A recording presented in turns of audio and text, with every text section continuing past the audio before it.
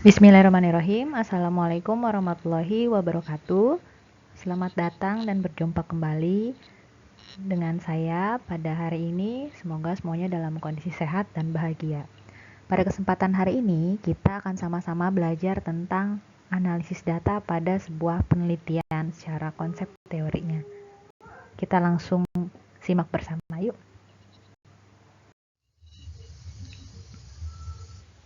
Supaya lebih berkah, sebelum belajar, kita baca doa dulu ya.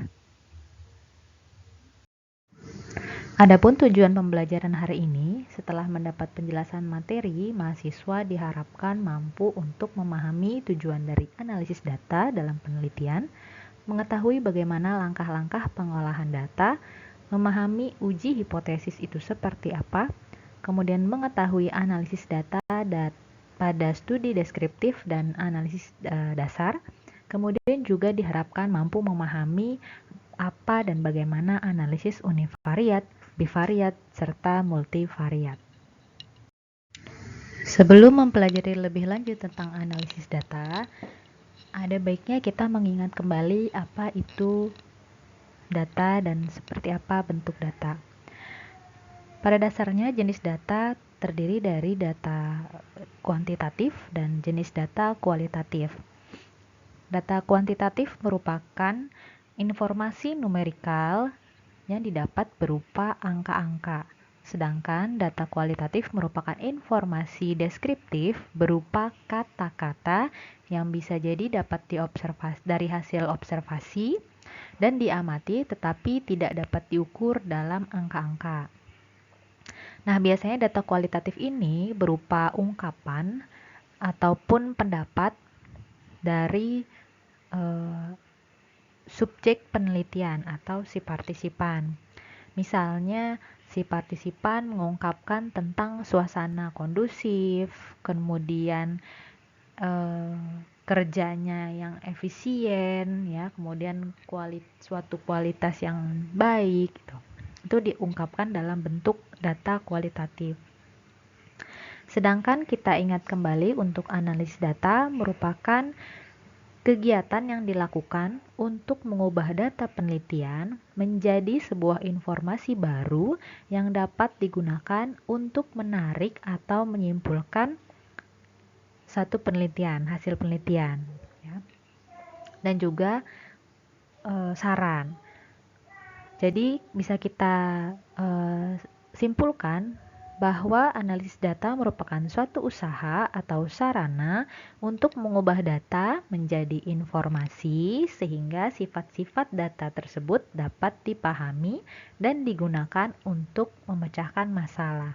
Seperti yang kita ingat di awal pertemuan bahwa penelitian merupakan satu metode terstruktur yang dilakukan untuk memecahkan satu masalah.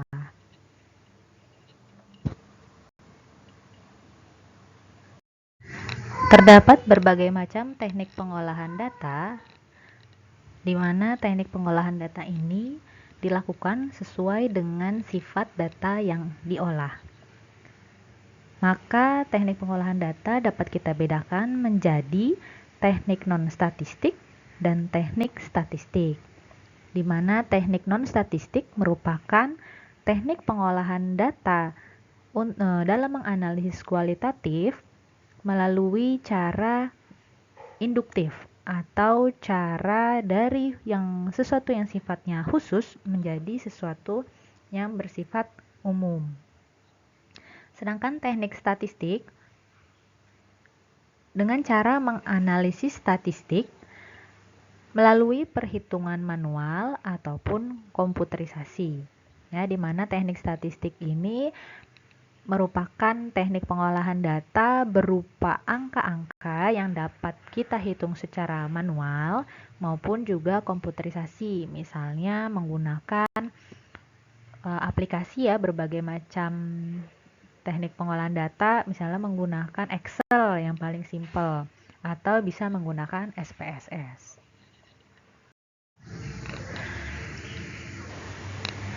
Pada dasarnya, analisis data merupakan bagian dari pengolahan data atau tahapan kesekian dari sebuah pengolahan data, di mana dalam pengolahan data yang pertama dilakukan adalah melakukan penyusunan data, kemudian melakukan klasifikasi, baru kita lakukan analisis data.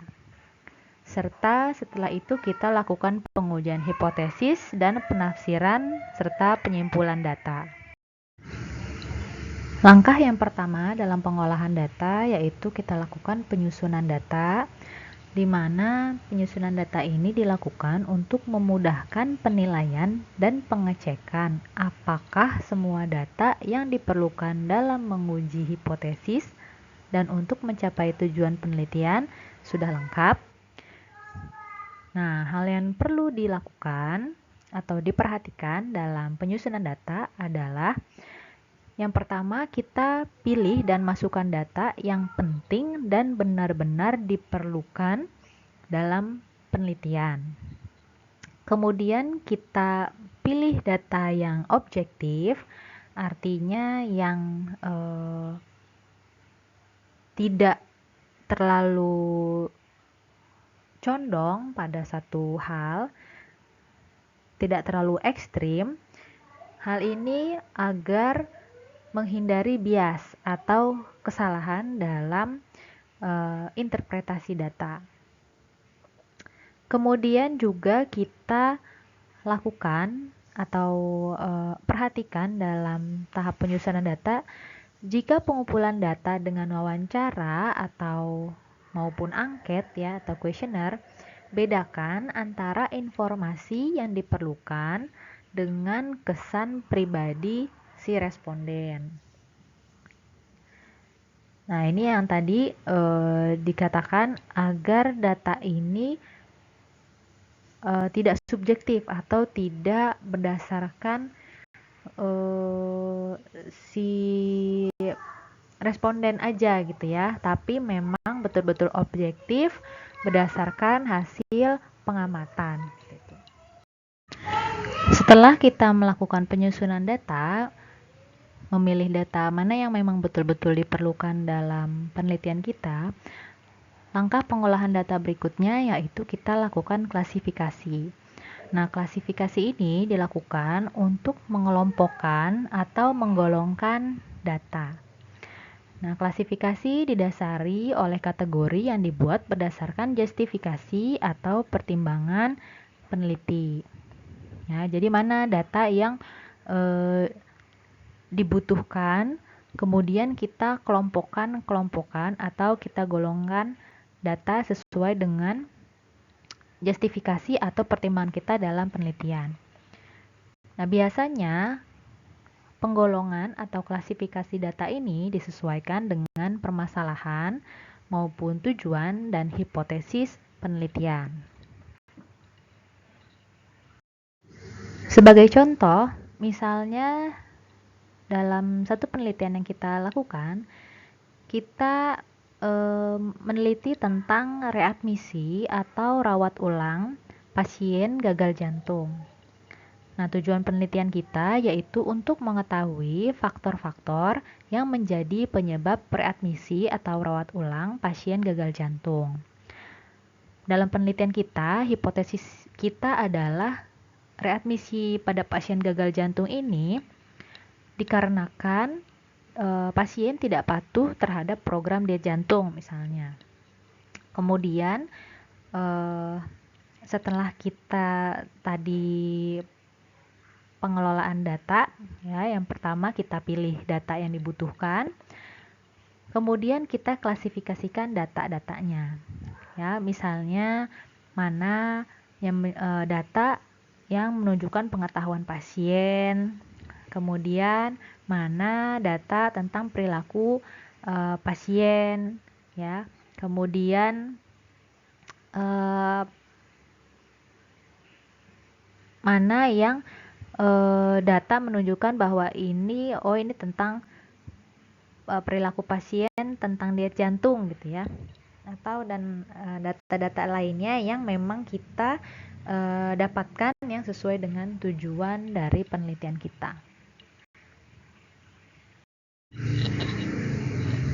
Nah, tahapan berikutnya setelah kita mengelompokkan data, yaitu kita lakukan analisis data. Tadi sedikit sudah dibahas bahwa analisis data merupakan satu upaya dalam tahap penelitian untuk mengelola data menjadi sebuah informasi sehingga karakteristik maupun sifat data dapat mudah dipahami dan bermanfaat untuk menjawab permasalahan yang berkaitan dengan penelitian. Seperti yang tadi di awal sudah sedikit disebutkan bahwa jenis analisis data ini ada data kuantitatif dan data kualitatif. Data kuantitatif merupakan data yang berhubungan dengan angka, tadi sudah ya. Kemudian didapat dari pengukuran atau mengubah data kualitatif menjadi kuantitatif seperti skor dari hasil tes. Ketika kita berbicara tentang data berupa angka yang dapat diukur, nah ini sering dikaitkan dengan analisis statistik ya, karena data kuantitatif ini tadi ya biasanya dianalisis dengan dengan statistik, sehingga disebut data statistik. Nah, data kualitatif ini merupakan data yang berhubungan dengan kategori ataupun karakteristik dan sifat satu variabel yang diteliti. Misalnya tinggi, sedang, rendah gitu ya. Dan biasanya tidak berhubungan dengan angka ya, dan tidak dikaitkan dengan analisis statistik, sehingga datanya sering juga disebut sebagai data non-statistik. Pada penelitian kuantitatif, data penelitian kuantitatif merupakan informasi yang diungkapkan melalui angka-angka, bukan kata-kata, seperti pada penelitian kualitatif. Maka analisis data kuantitatif ini selalu berkenaan dengan prosedur statistik ya, maka tadi disebutkan sebagai data statistik gitu ya. Oleh sebab itu, analisis data kuantitatif adalah prosedur statistik atau statistical procedure, atau analisis statistik ya, statistik analisis itu sendiri. Karena keterkaitan antara penelitian kuantitatif yang didapatkan data-data berupa angka, kemudian di analisis menggunakan statistik, maka dalam arti sempit statistik ini diartikan sebagai angka atau data ya. Sedangkan dalam arti luas, statistik merupakan suatu prosedur atau metode pengumpulan data, pengolahan data, dan analisis data serta penyajian data. Sedangkan penelitian adalah cara ilmiah untuk mendapatkan data dengan tujuan dan kegunaan tertentu. Statistik memiliki peranan yang sangat penting dalam suatu penelitian, mulai dari tahap awal penelitian sampai dengan tahap akhir penelitian. Adapun peran statistik ini meliputi alat untuk menghitung besaran sampel yang akan diteliti. Ya, misalnya di bab 3 itu kita pakai ya, menghitung sampel yang kita butuhkan berapa dalam penelitian kita. Kemudian statistik juga menjadi alat untuk menguji validitas dan reliabilitas suatu instrumen yang kita gunakan ya, seperti yang kemarin kita bahas.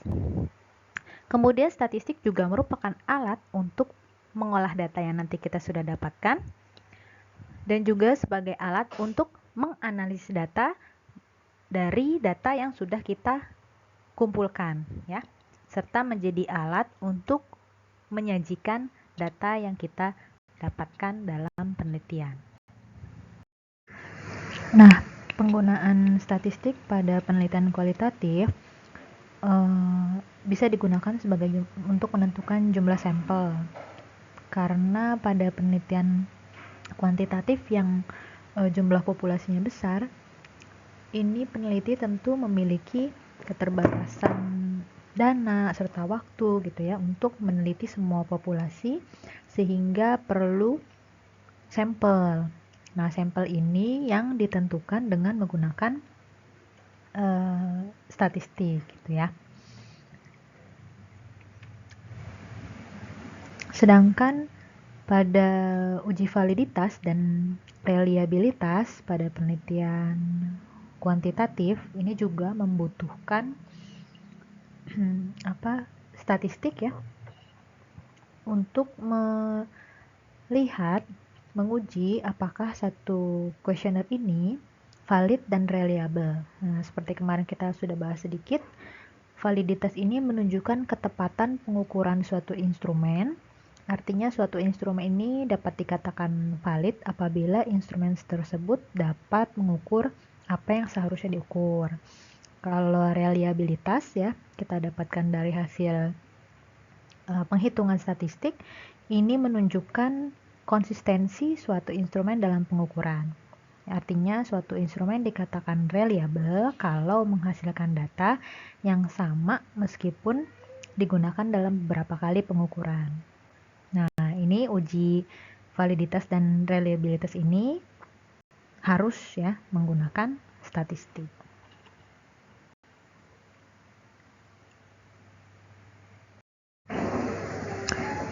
Kalau statistik untuk menyajikan data hasil penelitian ini dibuat untuk memberikan gambaran tentang variabel penelitian. Maka data penelitian diolah dan disajikan dengan tampilan yang komunikatif dan menarik supaya pembaca mengerti ya. Misalnya dengan tabel, dengan diagram, dengan bagan gitu ya. Dengan chart gitu. Atau grafik ya. Sedangkan statistik digunakan pada uji hipotesis untuk menentukan signifikansi hubungan antar variabel yang diteliti, misalnya menunjukkan kekuatan atau arah hubungan dari variabel yang diteliti, atau memprediksi perubahan yang terjadi pada variabel dependen jika variabel independennya berubah gitu ya, atau membandingkan data pada variabel dependen berdasarkan kelompok pada variabel independen. Kalau peneliti mengemukakan hipotesis ini, maka dilakukan uji statistik untuk membuktikan apakah hipotesis tersebut diterima atau ditolak ya. Tentu ini dengan menggunakan statistik.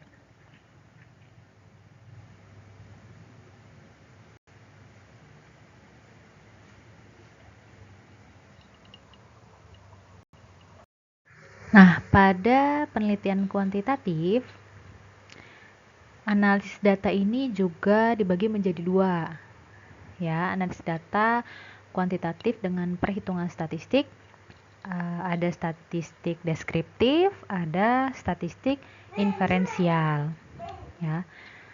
Nah, untuk statistik inferensial ini juga dibagi menjadi dua, yaitu ada yang parametrik untuk data-data yang bersifat internal dan interval dan rasio, Kemudian ada juga statistik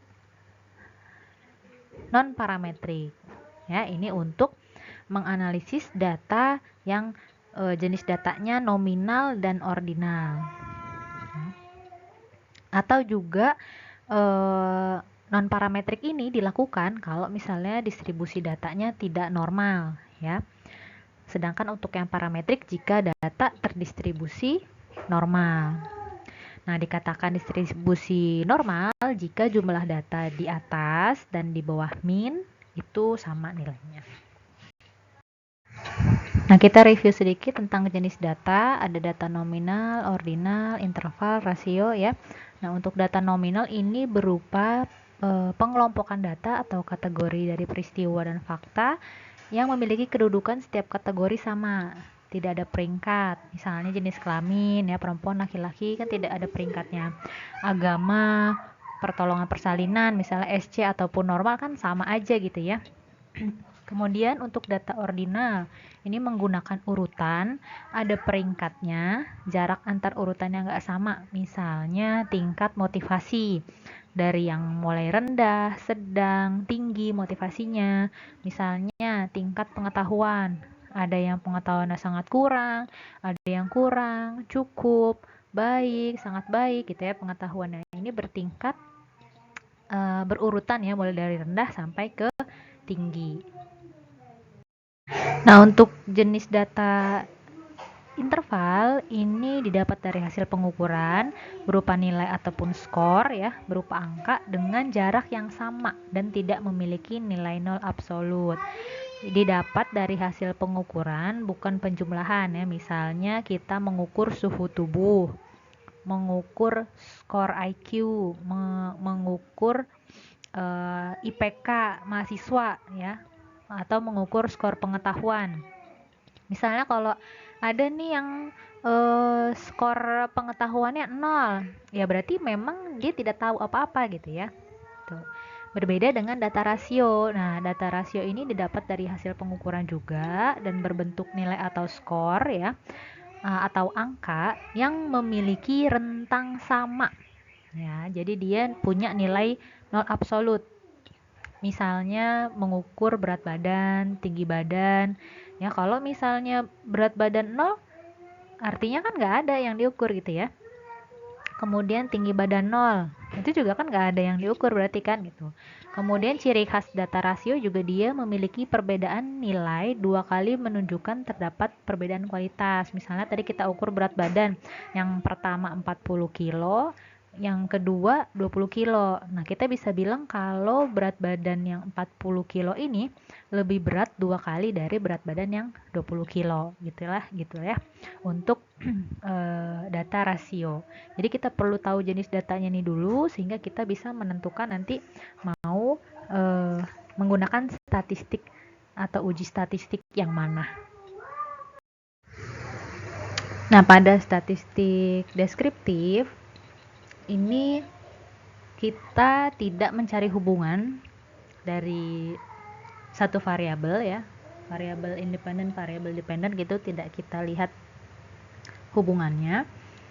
Namun pada statistik deskriptif ini memungkinkan si peneliti untuk mengorganisir, merangkum, dan menggambarkan hasil observasi yang telah dilakukan. Nah, statistik deskriptif digunakan untuk memberi gambaran dan menyajikan ringkasan data dari populasi sehingga informasi apa adanya dari data tersebut bisa diperoleh dengan sistematis dan jelas. Misalnya gambaran informasinya berupa distribusi frekuensi ya, atau presentasi grafik, atau measure of central tendency ya, misalnya mean dari nilai mean atau nilai rata, kemudian median atau nilai tengah ya, serta mode ya, nilai yang paling sering muncul. Atau juga menggambarkan informasi measure of variability ya, misalnya menggambarkan range ya, perbedaan nilai tertinggi dan terendah, kemudian juga standar deviasi. Ini kita dapatkan dari statistik deskriptif. Selain itu, statistik deskriptif ini juga bisa digunakan untuk menyajikan data dalam bentuk tabel. Nah, pada dasarnya menghitung data dan memasukkan data ke dalam tabel berdasarkan kategori tertentu. Ya, ini biasa kita gunakan juga ya statistik deskriptif ini di samping kita melakukan uji statistik lainnya. Nah, biasanya statistik deskriptif ini digunakan untuk menjawab pertanyaan-pertanyaan penelitian, misalnya seperti faktor-faktor apa yang mempengaruhi satu hal ya. Kemudian pertanyaan bagaimana pemahaman X terhadap atau bukan terhadap, tentang Y ya, pemahaman X tentang Y. Kita nggak lihat hubungannya gitu, tapi kita lihat bagaimana pemahaman satu hal tentang satu hal gitu ya. Bagaimana sikap seseorang misalnya terhadap satu kejadian ya. Nah, ini kemudian ditampilkan dalam bentuk distribusi frekuensi ya, kemudian nilai min atau rata, kemudian juga dalam bentuk grafik ya. Nanti kita lihat contoh penyajiannya dan penggunaan statistik deskriptif ini. Nah, ini salah satu hasil penyajian data dari statistik deskriptif yang menceritakan tentang faktor-faktor yang mempengaruhi perilaku merokok. Ya, misalnya kita lihat apa aja sih faktor yang mempengaruhi perilaku merokok pada remaja? Ternyata di sini ada orang tua, kemudian teman, kemudian anggota keluarga lainnya, serta lingkungan. Ya, jadi bentuknya bisa seperti ini. Nah, ini contoh lainnya dari penggunaan statistik deskriptif dalam mempresentasikan hasil tanggapan remaja terhadap perilaku bullying. Ya, ada yang bilang misalnya penting untuk diberantas ya, atau ada juga yang masih jawab nggak penting-penting amat perilaku bullying ini dibahas gitu ya. Kemudian ada yang bersikap ragu-ragu misalnya. Nah, ini merupakan contoh dari statistik deskriptif. Nah, mudah-mudahan lebih jelas ya untuk pembahasan statistik deskriptif tadi. Jika ada pertanyaan, silakan langsung disampaikan di kolom komentar maupun di grup diskusi kita. Kita lanjut ke pembahasan statistik inferensial. Lanjut kepada statistik inferensial, merupakan metode statistik yang berguna untuk membuat inferensi atau dalam arti lainnya simpulan tentang populasi dari probabilitas sampel. Ya, misalnya metode ini digunakan untuk menggambarkan populasi hanya dengan menggunakan informasi dari observasi yang dilakukan terhadap probabilitas sampel dari kasus yang diambil dari satu populasi. Nah, statistik inferensial seperti yang tadi disebutkan di awal, ada dua metode dengan parametrik dan non-parametrik. Kita bahas satu persatu. Untuk statistik parametrik, ini merupakan jenis statistik yang digunakan untuk menganalisis data, interval, dan juga rasio.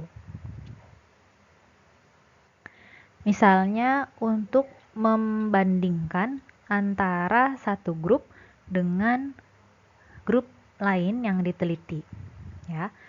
Misalnya membandingkan antara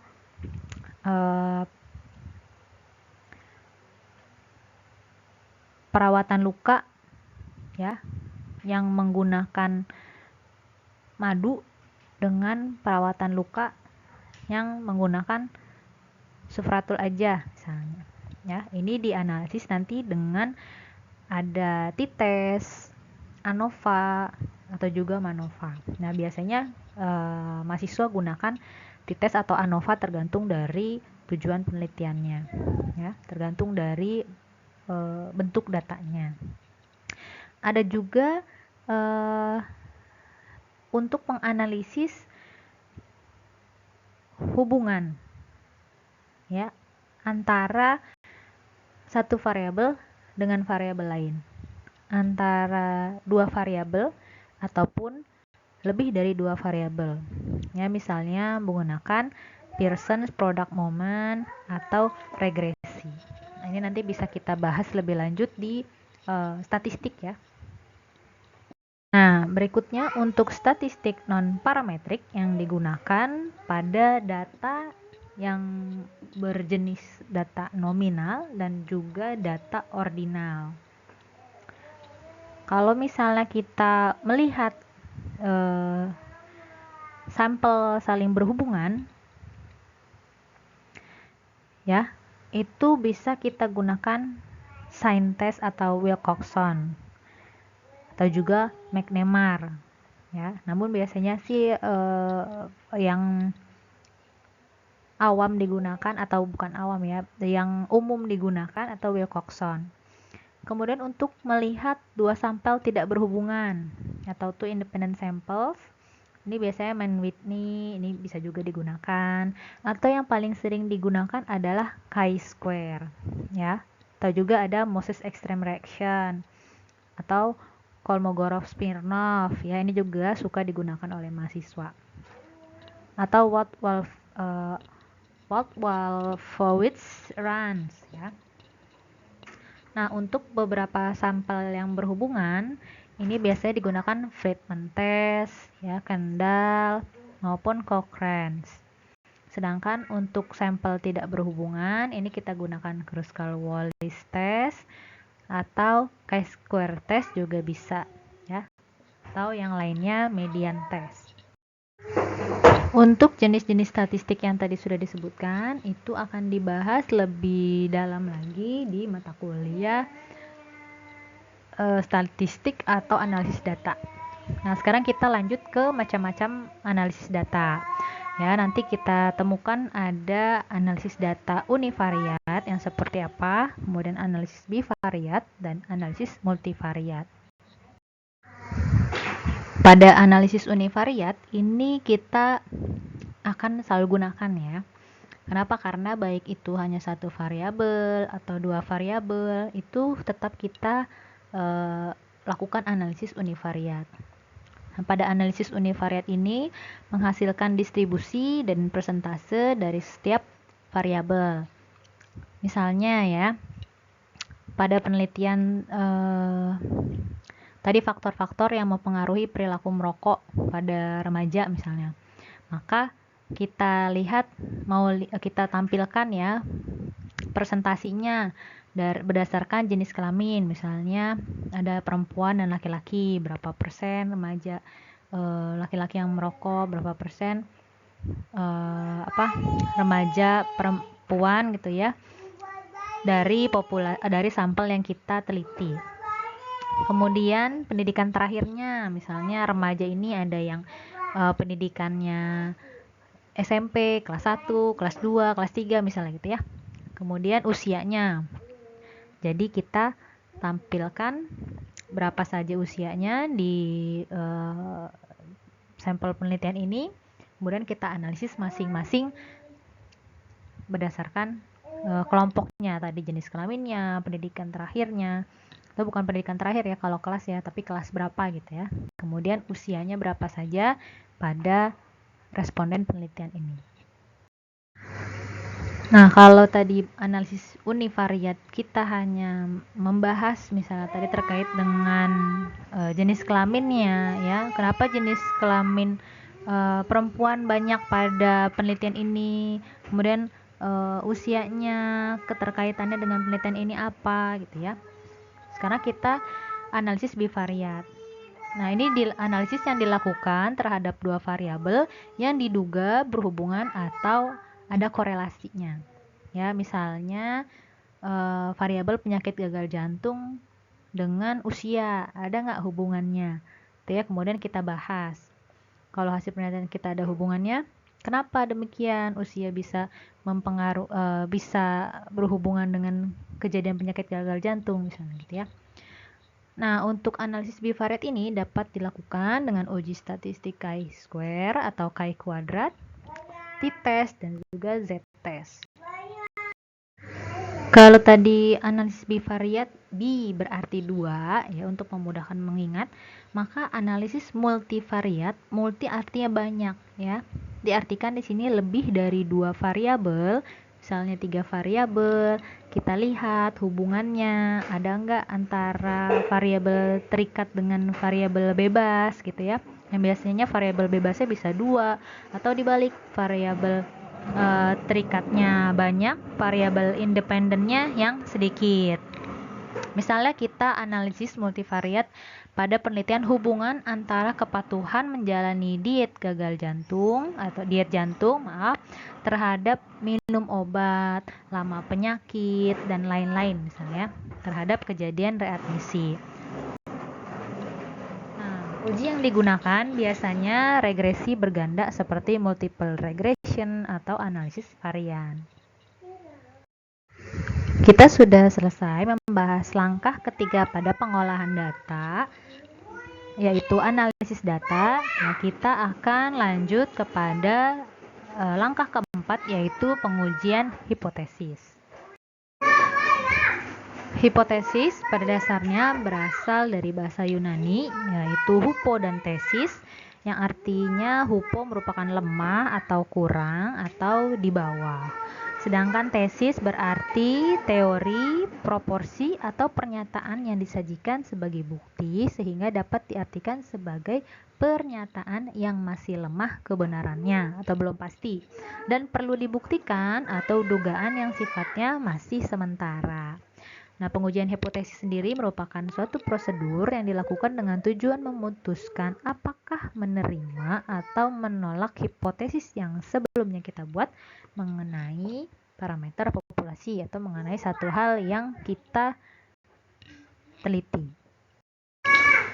Pada penelitian kuantitatif, penafsiran data lebih mengarah pada proses deduktif yaitu verifikasi teori dengan melakukan uji hipotesis. Sedangkan pada penelitian kuantitatif, prosedur statistik dominan dilakukan, maka uji hipotesis menjadi sangat-sangat penting pada penafsiran datanya. Tapi tidak semua penelitian kuantitatif selalu menggunakan hipotesis. Karena itu ada penafsiran penelitian eksploratif dan deskriptif tanpa hipotesis yang penafsirannya tidak melakukan uji hipotesis. Dalam penelitian eksploratif deskriptif, penafsiran data dilakukan dari apa yang tergambar dalam statistik deskriptif sehingga tidak menarik kesimpulan dari inferensi. Kemudian hipotesis ini disimpulkan, diterima atau ditolak itu diambil berdasarkan hasil pengujian atau perhitungan statistik. Hipotesis nol ini dirumuskan dalam kalimat tidak ada perbedaan, Misalnya, tidak ada perbedaan antara laki-laki dan wanita dalam risiko terkena PJK. Kalau misalnya hipotesisnya diterima, memang jumlah kasus PJK wanita dan laki-laki sama aja gitu ya. Jika hipotesis ditolak, berarti jumlah kasus PJK pada wanita dan laki-laki itu berbeda, Dari berbagai macam teknik pengujian hipotesis yang digunakan, ini tentunya harus sesuai dengan tujuan penelitian. Teknik pengolahan data statistik bisa digunakan misalnya pada rumus statistik deskriptif seperti central tendency, standar deviasi, tabel persentase, analisis kolerasi, dan lain-lain. Kemudian untuk rumus statistik inferensi atau induktif biasanya menggunakan chi-square, analisis varian, analisis korelasi, dan regresi serta analisis faktor. Kita pahami dulu bahwa uji hipotesis merupakan metode pengambilan keputusan yang didasarkan dari analisis data, baik dari percobaan yang terkontrol maupun dari hasil observasi. Nah, dalam sebuah statistik, hasil bisa dikatakan signifikan secara statistik jika kejadian tersebut hampir tidak mungkin disebabkan oleh faktor yang kebetulan sesuai dengan batas probabilitas yang sudah ditentukan sebelumnya. Biasanya keputusan uji hipotesis ini hampir selalu dibuat berdasarkan dari pengujian hipotesis nol. Nah, hipotesis nol atau H0 sebuah hipotesis yang berlawanan dengan teori yang akan dibuktikan. Interpretasinya, kalau misalnya nilai p-value lebih kecil dari tingkat signifikantes atau tingkat dari alfa, nilai alfa yang diharapkan, maka hipotesis nol bisa ditolak. Nah, bagaimana prosedur melakukan uji hipotesis? Yang pertama, tentukan parameter yang akan diuji, kemudian tentukan hipotesis nolnya apa, atau kita buat juga hipotesis alternatif, tapi biasanya kita tuliskan salah satu di bab 3 Kemudian kita tentukan alfanya berapa, kita uji dengan statistik yang tepat, kemudian tentukan daerah penolakannya, hitung statistik ujinya, dan putuskan dari hasil ujinya itu apakah hipotesis nulnya ditolak atau diterima. Berikutnya kita masuk kepada langkah pengolahan data yang kelima, yaitu penafsiran dan penyimpulan. Nah, penafsiran dan penyimpulan data ini dilakukan untuk mencari pengertian terhadap hasil pengolahan data ya, sehingga membentuk berbagai penemuan ilmiah. Dalam penafsiran hasil, peneliti boleh menggunakan asumsi atau pandangan ya peneliti itu sendiri. Sedangkan kalau kesimpulan ini hasil dari proses berpikir induktif ya, yang dari khusus sempit dari ke umum yang sifatnya luas dari penemuan tersebut dan merupakan hasil dari pembuktian hipotesis. Kemudian bagaimana membuat simpulan? Nah, simpulan ini dalam satu penelitian harus dibuat secara ringkas dan tepat sesuai dengan jawaban apa yang dibutuhkan dalam penelitian gitu ya. Nah, kesimpulan merupakan hasil pengujian hipotesis dengan didukung oleh data. Hasil ini atau simpulan ini mencerminkan batasan-batasan berlakunya ya, apakah berlaku untuk populasi atau hanya sebagian populasi yang diteliti. Nah, simpulan ini merupakan rekapitulasi dari berbagai informasi yang diberikan sebelumnya di bab 2 ya terhadap pembuktiannya. Dari kesimpulan ini juga dapat memberikan penjelasan tentang masalah yang diteliti dan mencerminkan adanya penerimaan maupun penolakan hipotesis yang diuji.